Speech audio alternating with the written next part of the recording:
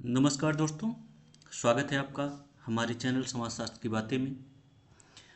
और इस वीडियो में हम चर्चा करेंगे समाजशास्त्र का विषय क्षेत्र के बारे में, स्कोप ऑफ सोशियोलॉजी। बढ़ते हैं और देखते हैं। विषय क्षेत्र का तात्पर्य उस सीमा से है जहां तक उस विषय के अंतर्गत अध्ययन किया जा सके, अर्थात एक लिमिट होता है कि किसी विषय का अध्ययन कहाँ तक किया जा सकता है। इस संदर्भ में देखा जाए तो जिस प्रकार समाजशास्त्र की परिभाषा को लेकर विभिन्न विचारकों में एकमतता का अभाव है, उसी तरह विषय क्षेत्र को भी लेकर सभी विचारक एकमत नहीं है। अब देखते हैं आगे। एलेक्स इंकर्स, इन्होंने अपनी पुस्तक व्हाट इज सोशियोलॉजी में कहा है कि समाजशास्त्र परिवर्तनशील समाज का अध्ययन करता है। समाजशास्त्र परिवर्तनशील समाज का अध्ययन करता है, इसीलिए समाज के अध्ययन की न तो कोई सीमा निर्धारित की जा सकती है और न ही इसके विषय क्षेत्र को स्पष्ट रूप से परिभाषित किया जा सकता है। क्योंकि जब परिवर्तनशील समाज का अध्ययन किया जा सकता है तो स्पष्ट कैसे परिभाषित किया जा सकेगा। आगे देखते हैं।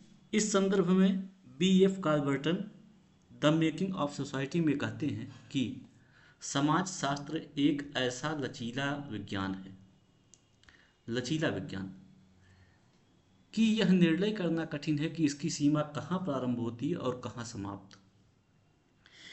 इन्होंने कहा है कि समाजशास्त्र कहाँ सामाजिक मनोविज्ञान बन जाता है और सामाजिक मनोविज्ञान कहाँ समाजशास्त्र बन जाता है, या कहाँ समाजशास्त्र अर्थशास्त्र और जीवशास्त्रीय सिद्धांत बन जाता है। यह एक जटिल संरचना है। मतलब इसका निर्णय नहीं किया जा सकता कि कहाँ समाजशास्त्र अर्थशास्त्र के सिद्धांतों से मिल जाता है या कहाँ मनोविज्ञान के सिद्धांतों से मिल जाता है या कहाँ मनोविज्ञान के सिद्धांत समाजशास्त्र से मिल जा रहे हैं। इसका एक मतलब बॉर्डर लाइन बनाना बहुत जटिल प्रक्रिया है। अब आगे देखते हैं। समाजशास्त्र के विषय क्षेत्र के बारे में अनेक विचारधाराएं प्रचलित हैं, जिसमें पहला हम चर्चा करते हैं यांत्रिक संप्रदाय की। इस संप्रदाय के अंतर्गत सामाजिक घटनाओं की व्याख्या भौतिक शास्त्र, रसायन शास्त्र तथा यांत्रिकी के शब्दावली के अंतर्गत किया जाता है। इस संप्रदाय के प्रमुख विचारक डेस्कार्ट्स तथा हाब्स, इन्होंने मृत्यु की तुलना एक घड़ी के यंत्र विन्यास के रुक जाने के साथ की। इसके बाद है बेगल। इनका कहना है कि गणित के बिना मनुष्य जानवरों की भांति ही निवास करेगा। इसके बाद है जॉर्ज बर्कले। इन्होंने कहा कि सामाजिक भौतिकी की अवधारणा विकसित किया। इनके अनुसार सामाजिक जीवन में स्थिरता और परिवर्तन भौतिक जगत से मिलते जुलते हैं। सामाजिक जीवन में स्थिरता और परिवर्तन, ये दोनों जो हैं भौतिक जगत से मिलते जुलते हैं। आगे हम बढ़ते हैं। यांत्रिक संप्रदाय के बाद भौगोलिक संप्रदाय आता है। इस विचारधारा से संबंधित विचारक बोटिन, इन्होंने कहा है कि जलवायु का प्रभाव मानव संस्कृति पर पड़ता है, जिसमें इनका कहना है कि ठंडी जलवायु जो होती है ये हिंसात्मक होती है, गर्म जलवायु जो होती है ये अंधविश्वासी होती है, और समशीतोष्ण जलवायु जो होती है ये बौद्धिक शक्ति को बढ़ाने वाली होती है। आगे देखें तो अगले विचारक हैं मॉन्टेस्क्यू। इनका कहना है कि ठंडी जलवायु स्वास्थ्य के लिए भी अच्छी होती है, साथ ही साथ व्यापार और वाणिज्य भी जलवायु द्वारा प्रभावित होती है। अर्थात इनका भी मानना है कि भौगोलिक कारक सामाजिक कारक को प्रभावित करते हैं। अगले विचारक हैं बकल। इनका कहना है कि जलवायु, भूमि, भोजन ये प्रकृति के भौगोलिक कारक हैं जो कि किसी भी सभ्यता के विकास में सहायक होते हैं। आगे बढ़ते हैं। रेटजल, इन्होंने प्राकृतिक या भौगोलिक कारकों को सामाजिक, आर्थिक, धार्मिक, राजनीतिक और सांस्कृतिक जीवन के प्रत्येक पहलू का निर्णायक माना है। और रेटजल महोदय का ही कहना है कि मानव प्राणी अपना सिर उन्मुख आकाश में जितना चाहे उठा ले, किंतु उसके पैर सदा ही धरती पर टिके रहेंगे और धूल को अवश्य ही धूल में आ मिलना होगा।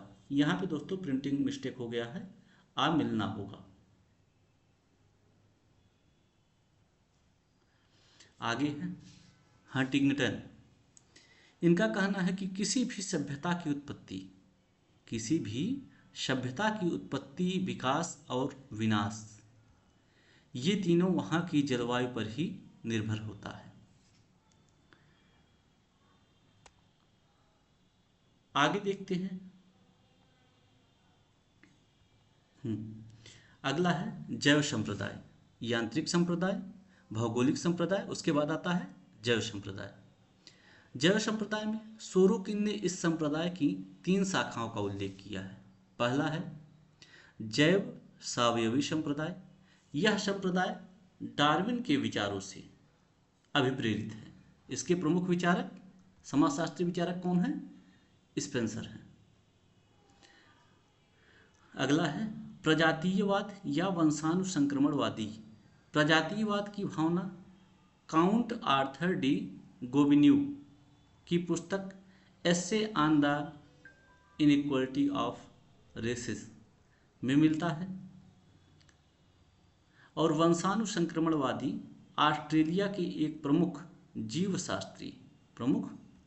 जीवशास्त्री मेंडल के प्रयोगों पर आधारित है।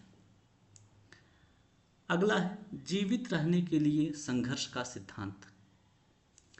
इसमें संघर्ष में देखा जाए तो प्राणी का प्रकृति के साथ संघर्ष है, मनुष्य का अन्य जीवित जीवों के मध्य संघर्ष है, और लास्ट में है एक ही प्रकार के जीवित प्राणियों के मध्य आपसी संघर्ष।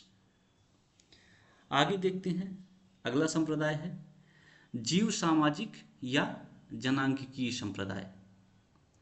इसमें देखा जाए तो माल्थस ने अपनी पुस्तक an essay on the principles of populations 1798 नामक पुस्तक में जनसंख्या संबंधी अपने विचारों का वर्णन किया है।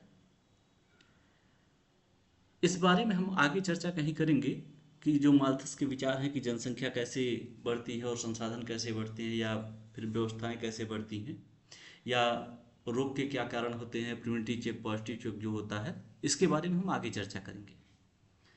आगे बढ़ते हैं, देखते हैं 5वां जो संप्रदाय है यह समाज शास्त्रीय संप्रदाय है। यह संप्रदाय 2 भागों में बटा हुआ है। पहला है स्वरूपात्मक संप्रदाय। इस संप्रदाय के अधिकांश विचारक जर्मनी के ही थे, इसलिए इस संप्रदाय को जर्मन संप्रदाय भी कहा जाता है।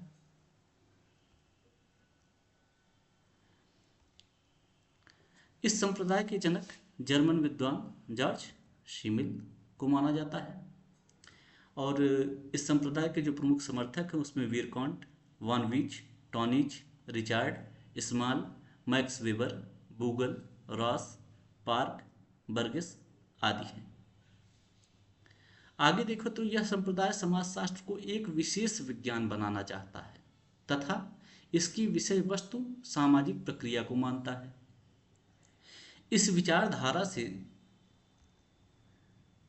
विचारधारा से संबंधित विचारकों का मानना है कि अन्य विज्ञानों की भांति समाजशास्त्र भी एक स्वतंत्र विज्ञान होना चाहिए।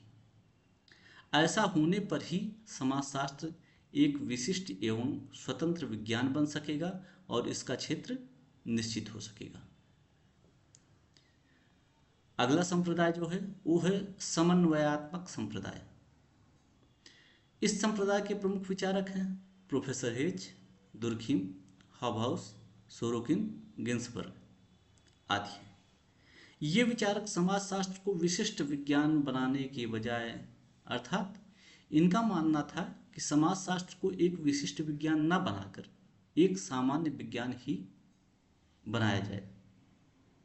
मतलब ये जो विद्वान थे समन्वयात्मक संप्रदाय के, इनका मानना था कि समाजशास्त्र को विशिष्ट विज्ञान बनाने के बजाय एक सामान्य विज्ञान ही रहने दिया जाए